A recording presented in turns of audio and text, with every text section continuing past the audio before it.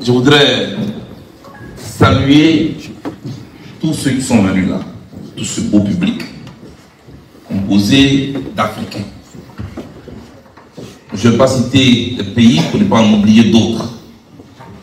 Je me fais les condamner. Mais je sais que l'Afrique, dans sa diversité, est là. Ce soir, ce n'est pas l'Afrique qui se réunit, ce sont les Afriques qui se réunissent. Les Afriques, c'est vrai, certains pays africains ont leur culture. Les gens veulent nous maintenir dans les Afriques. À la fin de cette conférence, l'Afrique va se retrouver en quittant les Africains.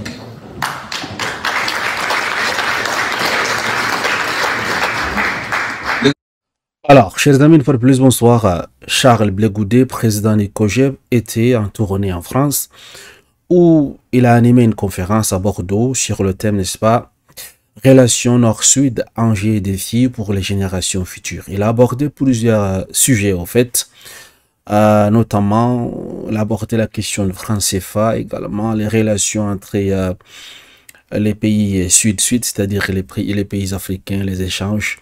Également la question, n'est-ce pas, des bases militaires des colons en Afrique, plus précisément les bases militaires en Côte d'Ivoire, au Gabon et au Tchad, au Congo, et j'en passe. Il a au fait abordé plusieurs sujets. Je vous laisse donc suivre cette conférence. On en revient juste après. L'Afrique, c'est chaque pays avec ses intérêts. L'Afrique, nous faisons un. Et c'est nous qui nous retenons ce soir. Je voudrais vous saluer. Saluer tous mes collaborateurs qui m'ont accompagné et qui sont là. Il faut les applaudir, s'il vous plaît.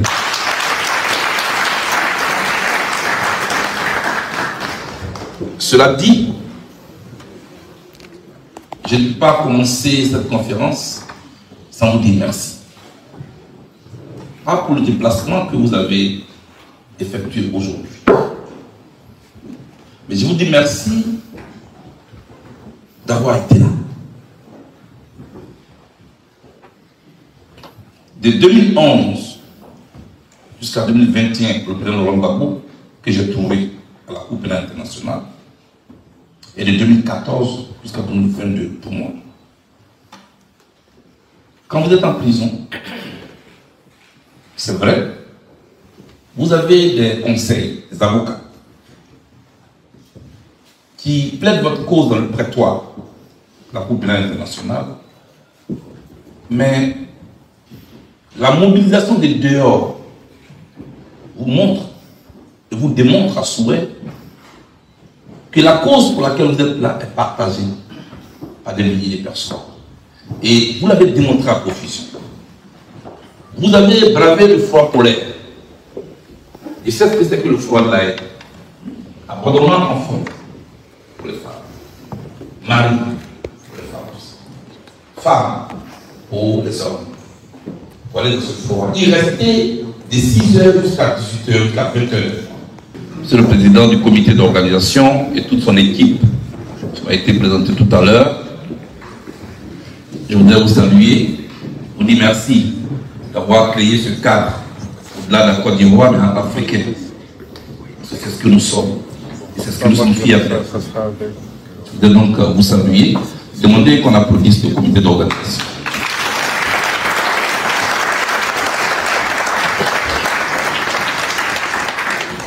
Maintenant, c'est ensemble qu'on apprend. Je voudrais donc maintenant me soumettre à vos questions. Merci. Vous parlez de nationalité. Alors, ma question, vous avez parlé des relations sud-sud. Et donc, elle est très simple, ma question. Le COJEP était parti d'opposition. Donc, vous n'êtes pas au pouvoir aujourd'hui pour organiser des choses en président.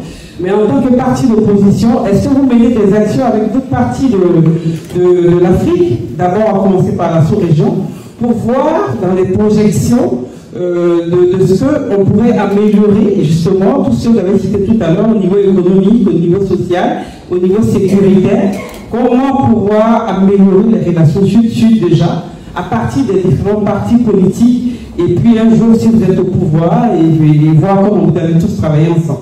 Voilà, merci.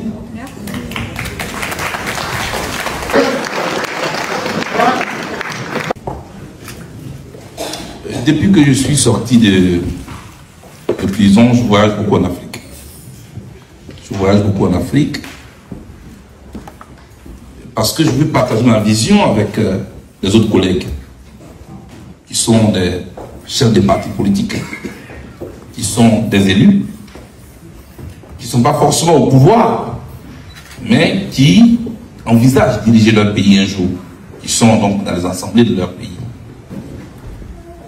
Nous avons mis en place ce qu'on a appelé l'internationale panafricaine. Et j'ai été le président de l'internationale panafricaine.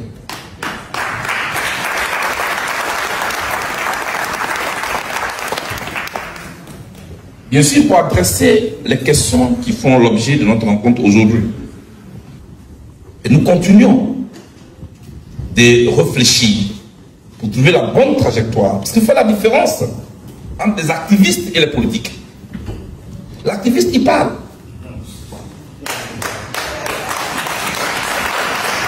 Il parle. Et il n'est responsable que devant son smartphone. Point. Il n'est redevable à personne. Et c'est le grand analyste politique qui va dans tous les sens. Il peut parler nous-mêmes, il nous gronde même souvent, on ne connaît rien. Mais nous, quand on a l'objectif de diriger, cela veut dire qu'on doit trouver des solutions. Parce qu'il y a le langage de conquête du pouvoir. Et puis il y a les réalités de gestion du pouvoir. Parce que ce que les populations cherchent, ce n'est pas les grands discours. C'est comment tu changes leur vie, comment tu changes leur quotidien. Et nous, on ne veut pas attendre d'être au pouvoir avant de réfléchir. Nous, on veut anticiper et avoir déjà dans notre tiroir les solutions. De sorte que, un an après, quand on est au pouvoir, tout de suite, on commence à sentir le changement dans l'application de notre projet. Donc nous nous concertons. Dans tous les pays africains où je suis parti, et je vous laisse saluer cela, je ne me suis jamais senti étranger. La population africaine suit ce qu'on fait, ce qu'on dit. Et une opinion qui est en train de naître en Afrique aujourd'hui. Il faut prendre en compte cette opinion-là. Donc je voudrais vous rassurer. Je suis M. Jassami Gilbert, originaire du Congo-Brazzaville, docteur en sciences politiques. Mon intervention se structure en 2 points. Je ferai part au président Blé d'abord de l'attente de la jeunesse ou des jeunesses africaines. De l'attente, je répète, des jeunesses ou de la jeunesse africaine. Premier point, l'attente, c'est la question de la fin du franc CFA, la fin de la monnaie du franc CFA. Le deuxième point, c'est la fermeture des bases militaires étrangères, sur le continent africain. À partir de cette attente, je vous poserai la question suivante.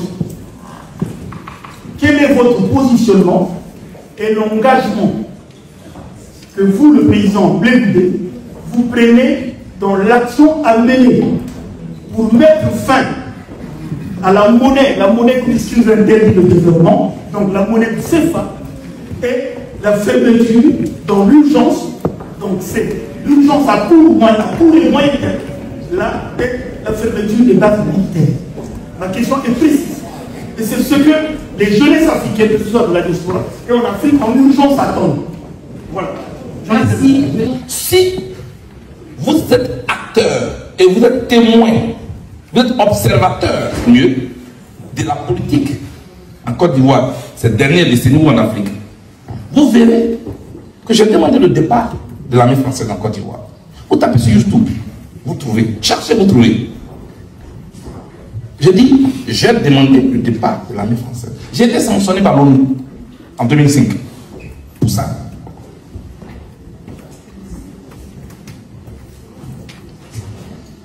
Et puis je suis content qu'aujourd'hui, beaucoup nous rejoignent. Parce que c'est ensemble qu'on peut gagner. Donc ma position, elle est claire là-dessus. Ce qui change là, c'est la méthode. Moi, je pense qu'on n'a pas besoin de bander le muscle. Moi, je pense qu'il faut créer le cadre de discussion. Sans violence. Et que les partenaires puissent se rencontrer pour parler. Il y a un qui m'a demandé, entre la France et la Russie, là, toi tu es où?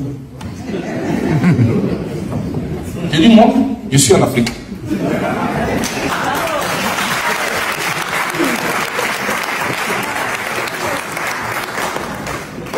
C'est ce que je suis.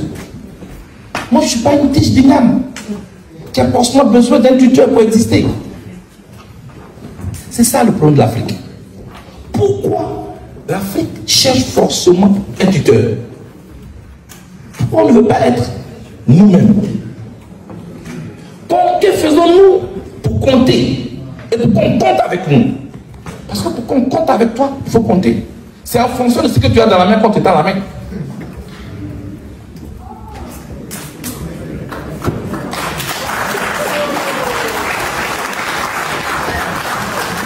Non, on n'aime pas la France, donc on s'en va en Russie. Demain, non, on n'aime pas la Russie, donc je ne sais pas où vous allez partir après. On s'en va en Chine. Pourquoi? Pourquoi l'Afrique cherche un pôle? Et pourquoi l'Afrique ne peut pas être le pôle? Voilà mon problème. Relisons. Nous avons tout.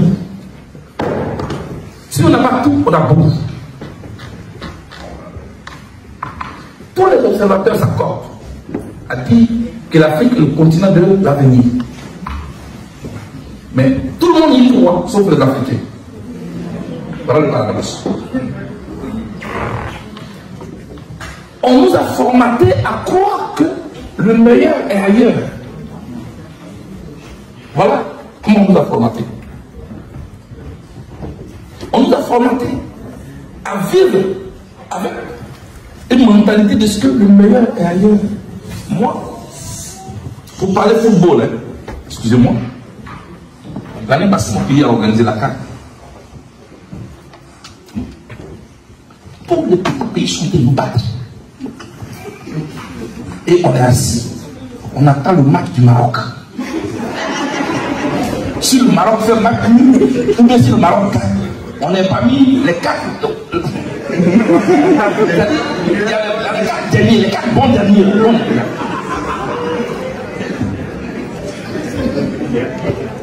Et puis, dans cette période-là, de désespoir total, de honte, parce qu'on peut te frapper, on peut te frapper chez toi à la maison devant tes enfants. Et dans cette honte-là, l'entraîneur Jean-Luc Gasset il démissionne. C'est-à-dire qu'il a abandonné l'équipe. Donc son adjoint, Hervé Faye, devient l'entraîneur. Le Maroc a gagné. Donc nous on est qualifiés. On dit non, qu'ils vont aller prendre Hervé de là. Je fais partie de ceux qui ont dit non. On va aller faillir.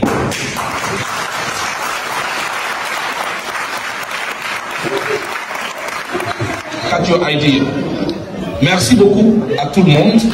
Merci d'être venu ici. Merci de m'avoir accordé votre attention. Merci de m'avoir écouté. Chers amis, venez de nous suivre cette conférence, cette très belle conférence qu'a animée M. Charles Blé Goudé, président de COGEB. J'avoue que je suis épaté, c'est très intéressant parce qu'il a abordé des thèmes et des sujets vraiment intéressants au fait. Surtout la question, n'est-ce pas, de l'autonomie, de l'indépendance de l'Afrique au fait. Pourquoi il faut avoir un tuteur? C'est ça au fait.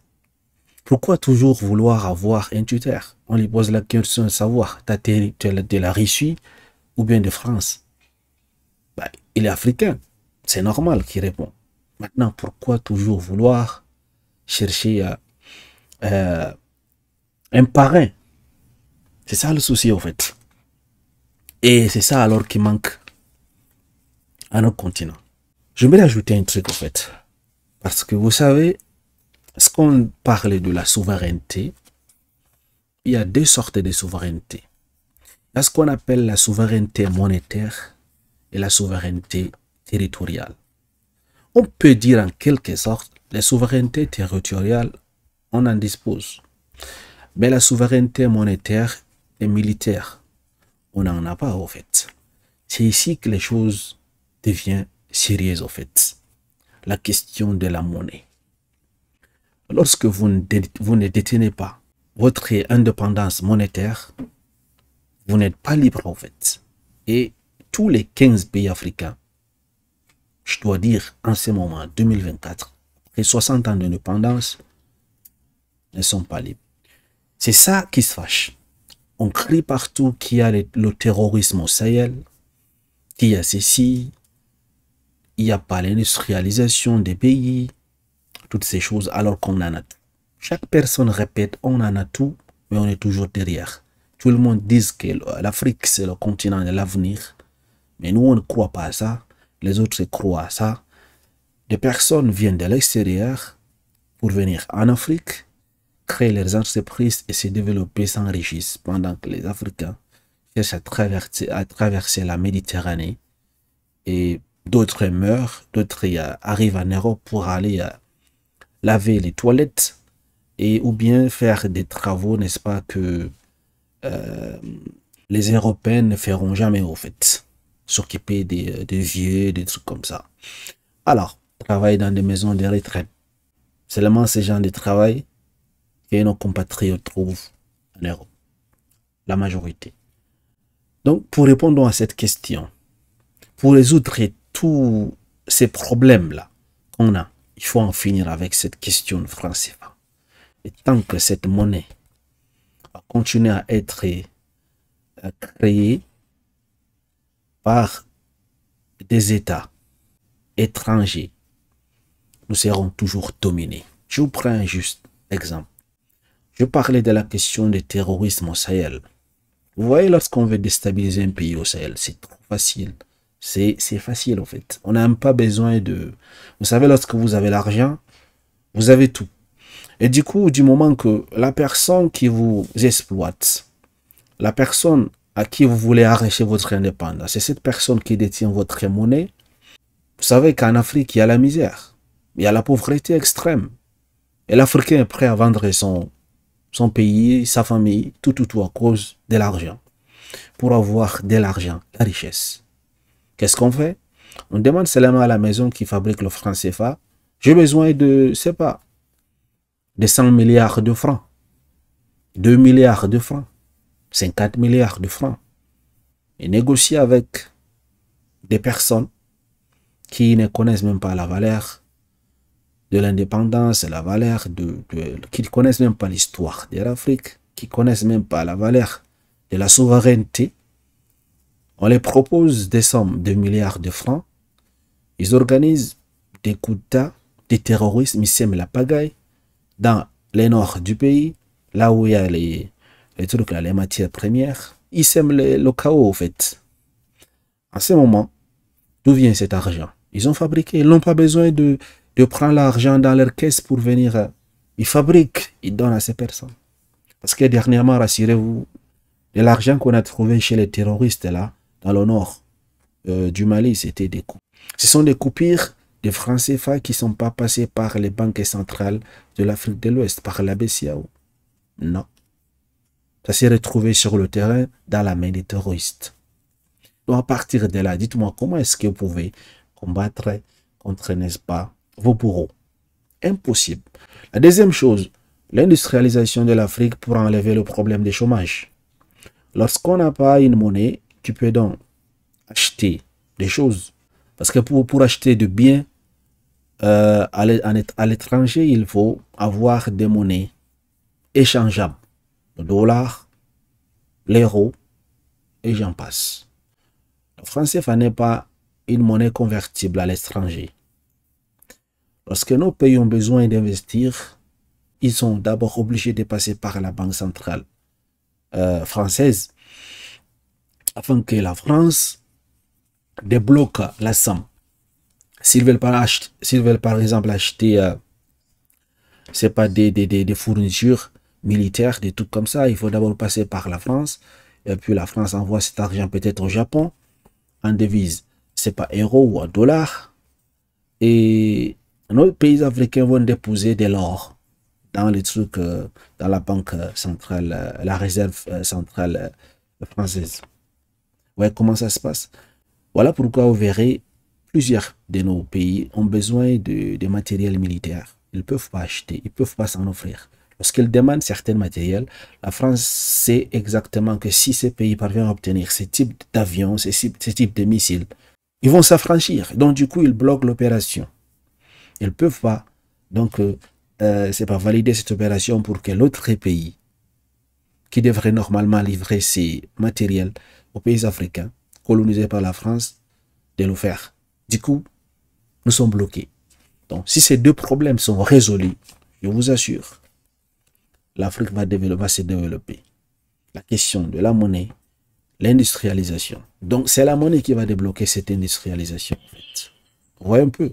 Et lorsque les pays africains commenceront à être industrialisés, je vous assure, il n'y aura personne qui va encore oser traverser le désert du Sahara, passer par le Niger, le Mali, l'Algérie pour remonter en Tunisie, entrer dans la mer, mourir souvent et arriver en Europe pour faire des travaux que même les Européens n'en veulent pas le faire. Donc, du coup, quand il y a industrialisation, ça veut dire qu'il n'y aura plus de chômage. Le taux de chômage va considérablement diminuer. Et on n'aura plus, n'est-ce pas, de l'immigration massive. Et personne ne va encore insulter les gens. Par exemple, la France, on dit, vous rentrez chez vous, toutes ces choses, vous nous dérangez, vous saturez le pays, vous êtes là, rentrez chez vous. On appelle les Noirs en France, on les appelle les racailles. Ouais. C'est pas bien. Ça me fait mal quand j'entends ça.